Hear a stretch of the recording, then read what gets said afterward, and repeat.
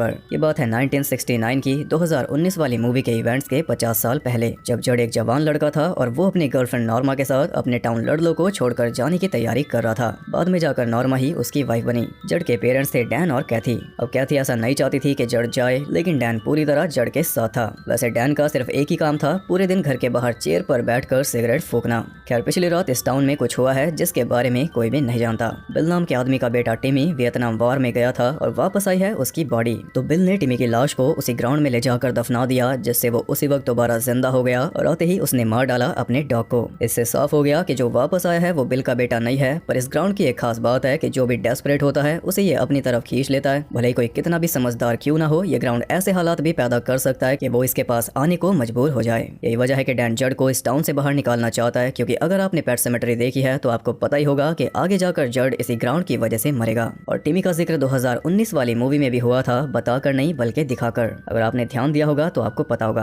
खैर, जड कुछ सामान लेने मार्केट में जाता है तो वहाँ उसकी जेब से एक फोटो गिर जाती है, जिसमें हम देख पाते हैं जड, टिमी और मैनी को। और ये तीनों बचपन में जिगरी यार थे, लेकिन अब नहीं। फिर तभी जड की मुलाकात हो जाती है बिल से, जो कि सामान लेकर स्टोर से निकला था, और वो सामान है रॉ मीट टिमी के लिए। बिल जड को बताता है कि टिमी वापस आ चुका है। तब जड उसे बताता है कि मैं तो कल टाउन छोड़कर जा रहा हूँ। टिमी के वापस आने की बात जड ने रात को अपने घर में भी बता दी। फिर दोनों बाप बेटे एक आखिरी बार साथ में आइस स्केटिंग देखने गए, जहाँ पर जड को दिखाई दिया मैनी, जिसे बात करनी है नहीं। यहाँ पर हम देख पाए टाउन के शेरिफ को, साथ ही मेयर बेंसन और मार्जरी को, जो कि थोड़े चिंतित थे, पर जड के लिए वो खुश थे। वो बताते हैं कि जब से जड के पूर्वज इस लैंड पर आकर बसे थे, तब से जड पहला है जो इस लैंड को छोड़कर जा रहा है। अगली सुबह अपने पेरेंट्स को बाय बोलकर वो निकल गया, लेकिन जैसे ही टाउन की बाउंड्री पर पहुंचा, एक कौवा आकर उसकी कार से टकरा गया और टाउन के बाहर वो नहीं निकल पाया। बाहर निकलकर उसने देखा कि कार के एकदम सामने बैठा था टिमी का डॉग हेंड्रिक्स। उसके हालात कुछ ज्यादा ही खराब थे, क्योंकि कल रात टिमी ने इसे मार दिया था, तो बिल ने इसे भी उसी ग्राउंड में दफना दिया होगा और अब ये भी आ चुका है वापस। जड और नॉर्मा उसे पैदल ही उसके घर छोड़ने चल दिए, क्योंकि घर पास में था।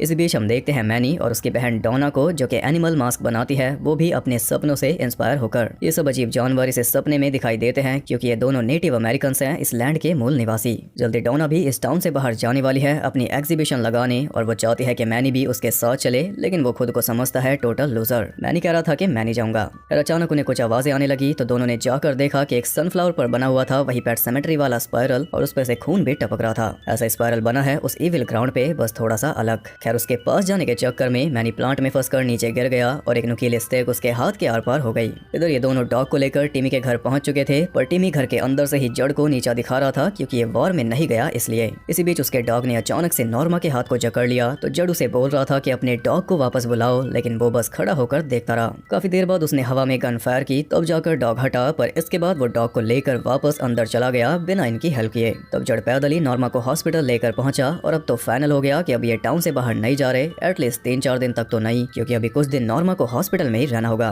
फिर जब वो वहाँ से निकला तो बाहर उसे मिल गया मैनी, जो अपने हाथ के लिए हॉस्पिटल आया था। फाइनली दोनों ने साथ में बैठकर बात की, तो काफी कुछ रिजॉल्व हो गया, और टिमी के बदले हुए बर्ताव के बारे में भी थोड़ी बातचीत हो गई। तो वहाँ से जड सीधा पहुंचा वापस टिमी के घर उससे बात करने, जहाँ पर टिमी ने एक पिग को अपने हाथों से फाड़ कर खा रखा था। इससे पहले कि जड उसके पास जाता, सामने आ गया बिल और टिमी हो गया गायब। बिल भी उसकी कोई बात सुनने को तैयार नहीं था, इसलिए वो सीधा पहुंचा अपने घर। उसने पेरेंट्स को भी सब कुछ बता दिया, पर अब उसे जवाब चाहिए था अपने फादर से। बिल की बातों से वो समझा कि उसका फादर कुछ तो उससे छुपा रहा है, और ये सुनकर उसकी मॉम भी उठकर चली गई। पर तभी हमने देखा कि उसके पैर पर काफी गहरे चोट के निशान थे, जैसे किसी ने नोचा हो। वो अपने डैड से जवाब मांग रहा था कि आप मुझे इस टाउन से निकालना क्यों चाहते हो, लेकिन उसके डैड ने कोई जवाब नहीं दिया। उधर टिमी अपने घर में चूहों को फाड़ कर खा रहा था, और साथ में कुछ सरनेम्स भी लिख रहा था उन लोगों के जिन्हें ये मारेगा। ये सब वही लोग हैं जिन्होंने ये टाउन बसाया था। रैंडल तो जड का परिवार है, बेंसन मेयर है, एंडरसन शेरिफ है, वॉशबर्न मार्जरी है, और आखिर में ये लिख रहा है रिवर, जो कि है मैनी और डोना। खुद ही अपने हाथ से अपनी उंगलियों की स्किन फाड़कर उसने सभी नामों के ऊपर अपने खून से स्पाइरल बना दिया, यानी कि इन सब को मारकर ये उसी इविल ग्राउंड में दफनाएगा, और ये सब वही इविल इससे करवा रहा है जो इसके अंदर है। सबसे पहले वो पहुंचा मार्जरी के पास, और अपनी अजीब सी बातों से उसने मार्जरी को भी डरा दिया। तो मार्जरी ने फोन किया मेयर के पास और उसे भी सब कुछ बता दिया। तो मेयर ने सीधा बोला कि शायद बिल ने टिमी को उस ग्राउंड में दफनाया होगा। ये सभी उस ग्राउंड के बारे में जानते हैं, और ये साफ पता चल रहा है मार्जरी के घर में लगी न्यूज़पेपर कटिंग से कि ये सब पहले भी हो चुका है। मेयर ने एक मीटिंग बुलवाई, लेकिन तभी मार्जरी के ऊपर अटैक कर दिया टिमी के डॉग ने।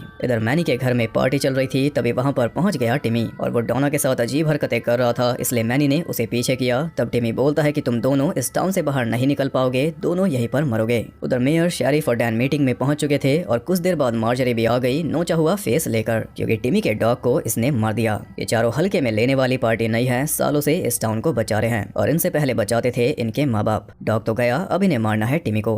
रात में जड़ आराम से सो रहा था पर नाइटमेयर्स की वजह से वो अचानक जाग गया। तभी उसने देखा कि विंडो से कोई झांक रहा था। जल्दी से गन लेकर वो बाहर गया, लेकिन बाहर कोई भी नहीं था, बस एक सीढ़ी उसकी विंडो पर लगी हुई थी। सामने रोड पर गया तो वहाँ पर पड़ी थी वही बचपन वाली फोटो जिसमें तीनों के फेस को सिगरेट से जला रखा था। तभी सामने से एक ट्रक आ गया जिससे वो बाल बाल बच गया। और ट्रक्स का इस फ्रेंचाइज में क्या इंपॉर्टेंस है वो आपको तब पता चलेगा जब मैं पेट सेमेट्री की वीडियो लाऊंगा। और जब वो वापस अपने रूम में आता है तो विंडो से अंदर आते हुए उसे मिलता है मैनी, जो गन देखकर बोल रहा था कि मैनी था, क्योंकि टिमी तो इन्हें बाहर से देख रहा है। अपने सवालों के जवाब जानने के लिए वो दोनों जाते हैं चर्च में, क्योंकि वहाँ पर सारा रिकॉर्ड मौजूद होगा। पर इतने में टिमी पहुंच चुका था डॉना के पास। उसने डॉना को स्टैब कर दिया, लेकिन डॉना के पास भी एक चाकू था जिससे टिमी पर वार करके वो बाहर भागी। लेकिन टिमी ने उसे पकड़कर जान से मार डाला और इसके बाद उसने डॉना को ले जाकर दफना दिया उसी ग्राउंड में। इधर ये दोनों चर्च में पहुंचे तो प्रीस्ट ने उन्हें सारा रिकॉर्ड दे दिया जिसमें टाउन का पूरा इतिहास मौजूद था। अब हम चलते हैं और ज्यादा पास में। ये बात है 1674 की, जब लडलो नाम का एक आदमी अपने साथियों के साथ इस लैंड पर आया था रहने लायक जगह ढूंढने। फिर लडलो ने बाकी साथियों को मैसेज भेजा तो जल्दी वो सब भी यहाँ पर आ गए, लेकिन लडलो का कोई अता पता नहीं था।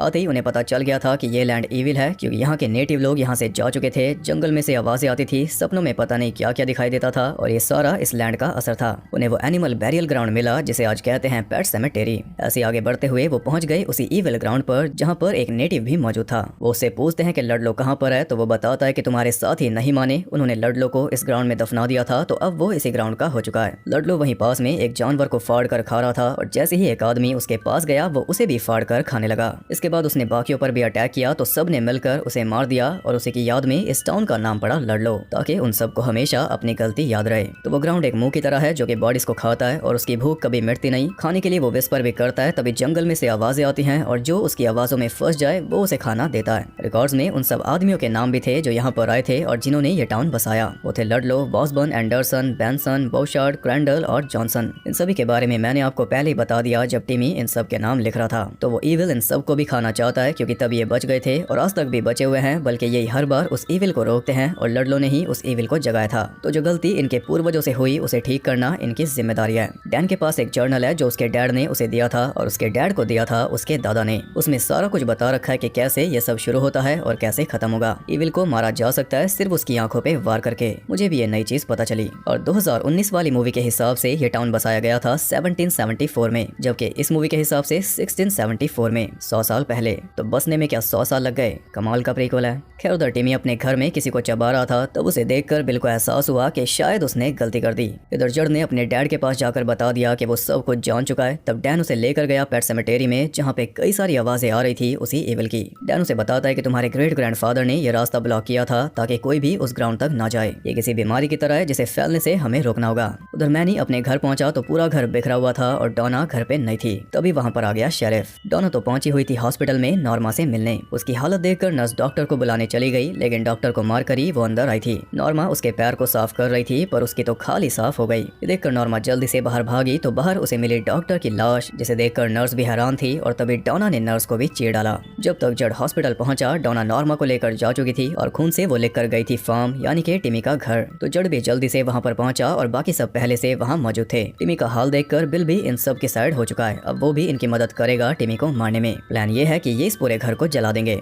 आपको बता दूं कि ओरिजिनल मूवी में भी ये टिमी वाली बात बताई गई थी और उसे भी घर के अंदर जलाकर मारा गया था, लेकिन ऐसा नहीं हुआ था जैसा यहाँ पर हो रहा है। खैर मेयर और मार्जरी चले गए बांड में, शेरिफ बाहर फ्यूल छिड़क रहा था और बाकी सब चले गए घर के अंदर। काम है नॉर्मा, डॉना और टिमी को ढूंढना, पर उल्टा टिमी ने ढूंढ लिया मेयर को, तो इसका खेल तो खत्म हुआ। इसके बाद नंबर लगा मार्जरी का, फिर बारी आई शेरिफ की, जिसके साथ टिमी ने खुद ही पूरे घर को जला दिया। घर के अंदर जड़ और मैनी का सामना हो चुका था डॉना से और वो बड़े आराम से मैनी के अंदर मैनी कट्स लगा रही थी, पर मैनी जड़ को बोल रहा था कि गोली मत चलाना, तो गोली चलानी पड़ी डैन को। अब गन्स फेंक कर वो मैनी को संभाल रहे थे और डैन वो लाइन बोल ही रहा था कि समटाइम्स डैड इज बेटर, लेकिन बीच में ही डॉना ने उसकी गन उसी के आर पार कर दी। तब डॉना को आंख में शूट किया खुद मैनी ने, पर डैन भी मर चुका। उन दोनों ने देखा कि घर जल रहा था और तभी उनके पास आया बिल, जो उन्हें बेसमेंट के रास्ते घर से निकाल रहा था। पर टिमी भी तो यहाँ से निकल सकता था। बेसमेंट के अंदर एक टनल थी जो कि टिमी ने बनाई है। उसके एंट्रेंस पर जड़ को नॉर्मा का लॉकेट मिला, यानी कि नॉर्मा अंदर है, लेकिन असल यानी कि ये है कि ये टिमी की चाल है, जिसे वो समझे नहीं और सीधा अंदर चले गए। लेकिन अंदर और भी कई सारी टनल्स थी, तो वो तीनों हो गए अलग ताकि जल्दी नॉर्मा को ढूंढ सके या फिर जल्दी मर सके।